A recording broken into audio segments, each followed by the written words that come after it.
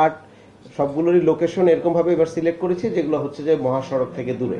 তো মহাসড়ক থেকে দূরে হওয়ার কারণে দুটো কাজ আমরা মাথায় রেখেছি। একটি হচ্ছে যেন যানজট না হয়, এটি একটি বড় বিষয়। আর দ্বিতীয় হচ্ছে অবৈধ কোনো হাট আমরা এবার অ্যালাউ করব না। দুই সিটি কর্পোরেশনে কঠোর সার্ভিলেন্স থাকবে, পুলিশের সার্ভিলেন্স এবং আমাদের থাকবে।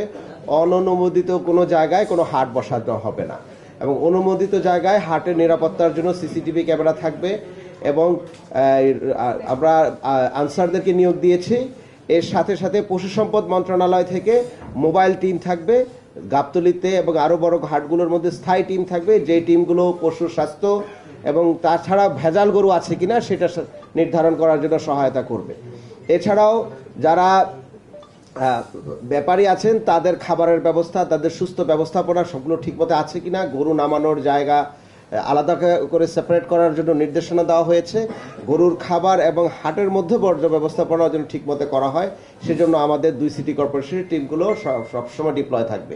দুটি সিটি কর্পোরেশনই বর্জ্য ব্যবস্থাপনা উইদিন দ্য হাটের বাহিরে ঈদের সময়, ঈদের 3 দিন আমরা আলাদা স্পেশাল টিম গঠন করেছি।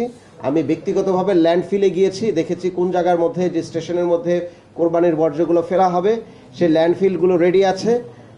আপনারা মানে ঢাকার ইতিহাসে